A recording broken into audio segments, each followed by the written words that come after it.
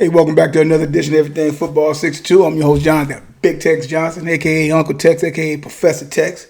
I know it's been a little bit, man, because like I tell you guys all the time, if it ain't really nothing to talk about as far as football is concerned, really ain't nothing much to talk about. The hottest thing had always been, the little mess with Tebow, and I guess the Jags went on and signed him. And, we'll see what happens with that. But, like I said, I made the show on that a couple of weeks ago, and then, of course, back that up back in November when I was talking about what Tebow could have already did, what Tyson Hill is doing now and getting praised for, something he could have kind of something he could have done. Like I said, wasn't nothing, not a new concept. Anybody remember? Like I said, Crash Jensen that played for the Dolphins back in the back '80s, I think early '90s, mostly middle of the late '80s or something like that to the early '90s, if I'm not mistaken. But this is what I want to get to, and I'm gonna give a shout out right now. Shout out to the hottest cats on on YouTube right now. That's of course Kevin Samuels. Shout out to that brother doing what he's doing, man. He's ruffling feathers, and he got a lane where it's just him, and it's needed. It's needed. Y'all go check him out or whatever. Never met the brother personally, nothing like that. Love what he's doing. Brother's always clean, sharp, the way men's supposed to be.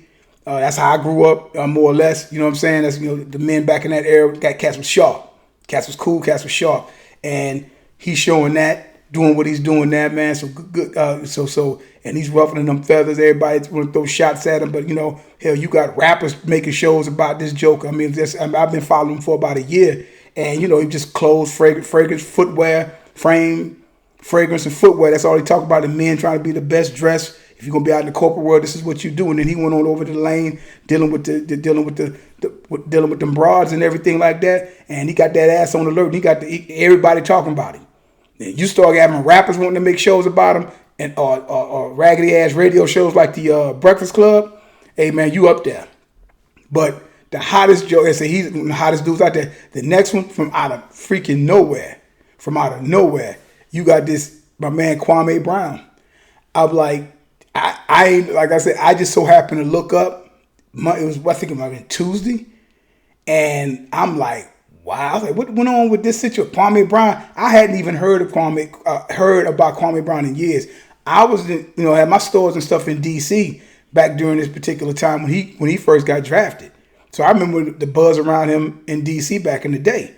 So and I haven't heard nothing much about that brother. Never really heard anything derogatory about the brother. Yeah, we all throw the term bust around and stuff like that or whatever, but we've all used that term and whatnot. But the great thing, what Kwame has done, he has showed the fakeness in that of the media, especially old raggedy ass shows like ESPN. You know what I'm saying?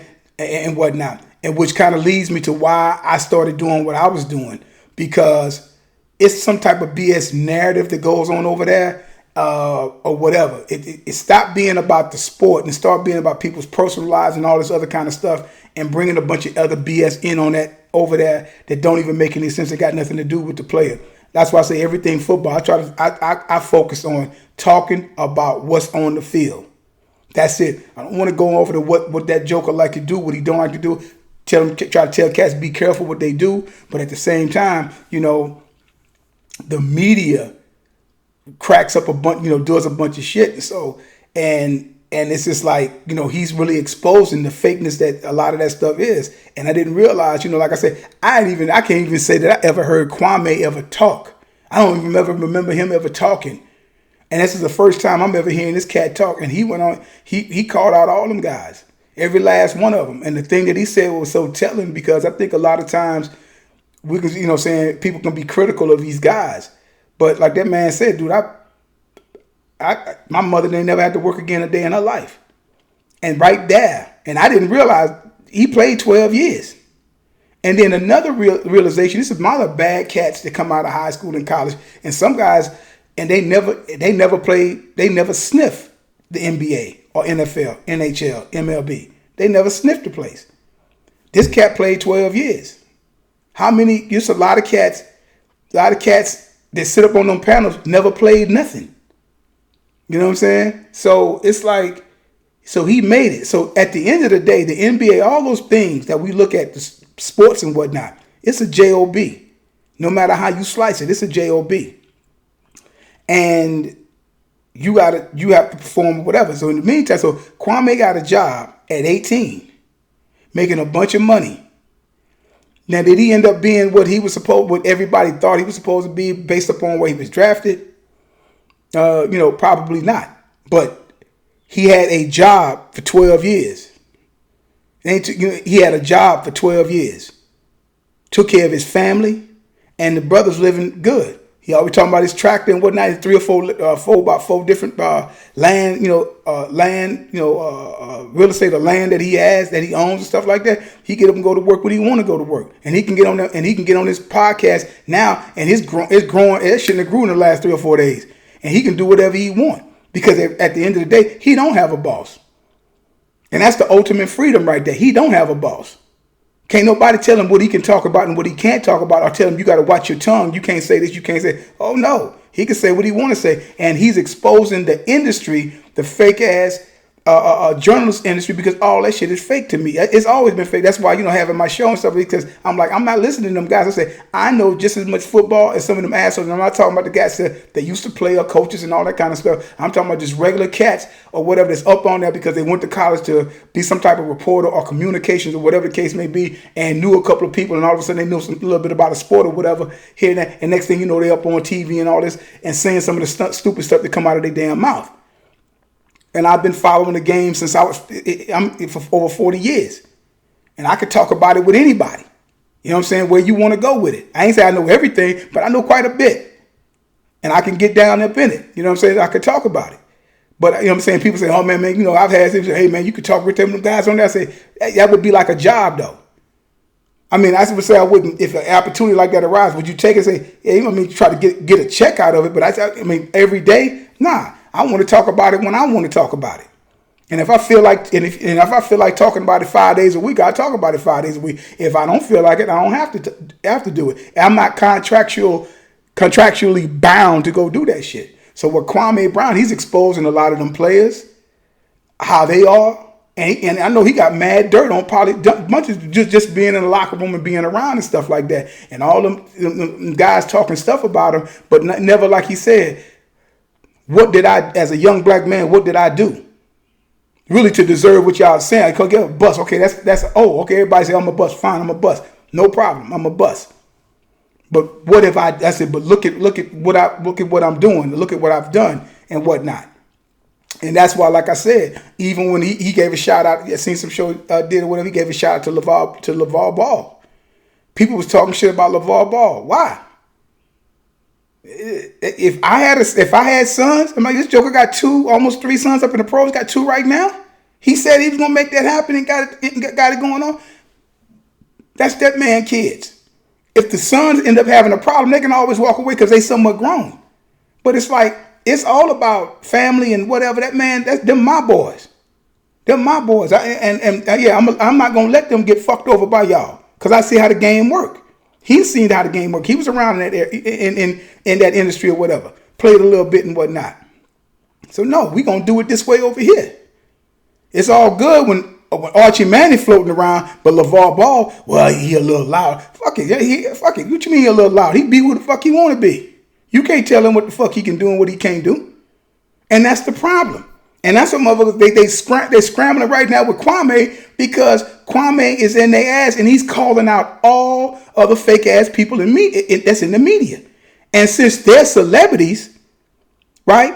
And y'all like to dig up dirt on players and shit. No, we're going to dig up dirt on your ass and see what's really going on and whatnot. And start talking about shit that ain't had nothing to do with your job. You follow what I'm saying? And he flipping the script on their ass. And these motherfuckers don't like, can't do nothing. Somebody, Charlamagne guy, was it what a cease and desist, whatever his lawyer would have talked. I'm like, why? Because he called out something that actually happened? Come on, man. So like I said, kudos to him and my man Kevin Samuels and whatnot, man. They ain't never really done much about football. It's like I said, fake ass, this Tebow shit and everything like that. And I heard like, what was that? Was it I guess, I don't know if it was Jimmy Smith or was it Keenan McCardle? One of them guys said, "Oh man, Colin Kaepernick, that was, they able to divide." Let's get this straight, and I'm gonna be signing off after I say this for the most part. That's night and day with the Colin Kaepernick thing and Tim Tebow thing. It's night and day. That's night and day. That's two different issues. The only thing you can sit up there and give them a similar is that Tebow in prayer would take a knee and old boy was in a knee position. That's about it. Colin Kaepernick was not coming back into the NFL. I might have already said something about this. Wasn't coming back in the NFL. All that shit was a ploy. What I mean by that, he's been paid off. And the tryout and all that kind of good looking working pieces, man, he didn't even really look that good with it because he knows he's not coming back in the NFL. That shit was a ploy. He wasn't coming back in the NFL. So you can forget about all that. It just goes back to show you about somebody like Tebow and connections and something. My mama used to say, it ain't what you know, baby, it's who you know. And, my partner saying, who know you? So he can do this. Now you name me some other players that can go ahead and pull off the shit that he's pulled off that's been out of the league for like damn near a damn decade and then come back and play football and get a tryout. After you wasn't shit to begin with. It's one thing if you would have been a stud, it want to come back and play. No, you wasn't shit to begin with, and you still get a tryout with the Jacksonville Jaguars. Come on, man. And of course, and it's timing because Urban Meyers is there. He's from Jacksonville and all this other kind of stuff. So, we see how that goes there. But that's shit like that has to be discussed and talked about in the intricacies of how somebody could pull that off and whatnot. But just out, fake with the media and everything like that. No, get out, and like I said, what Kwame Brown is doing and what my man Kevin Samuels is doing is snatching the covers off a lot of shit that needs to be snatched off of. And it's almost like these guys was minding their own business, but something came knocking at their door, wanting some shit. He said, "We know what? Well, fuck it, y'all gonna knock on my door? Okay, I'm minding my own business, doing what I'm doing over here. I ain't fucking with nobody. I'm talking about this. But since you want to keep fucking around with me and talking about the shit, well, let's go with it." And the cats is doing it. So kudos to the man Kevin Samuels, aka the smooth assassin. And Kwame Brown, say, wait, when my man say, mama seasoning, sprinkle mama seasoning on you. He need to trademark that shit. And the brother's intelligent, got that country twang with him and shit like that. And, he ain't just no loose cannon. So he cussing, doing whatever he's doing. But I'm like, all his points is right there. You can't get mad at him about that. And exposing the guy, exposing these jokers and how these jokers really are. But man, I'll probably holler back at y'all a little bit later, man. So just like and subscribe to the channel and whatnot. We're gonna try to grow the thing a little bit better and whatnot. And man, y'all have a good day, man. Go ahead and enjoy some of this weather. And like I tell you guys all the time, there is no greatest of all time. There is no GOAT as long as time is still going on. And I tell you, going back to my man Kevin Samuels, because he always get on that analytics and start breaking down analytics or breaking down numbers, something that women don't fuck with in numbers, and start breaking stuff down. As a woman told me once, y'all like useless information. So, dealing with numbers and stats, that's useless to them. Numbers don't lie and get emotional. People do. All right, you guys have a good one.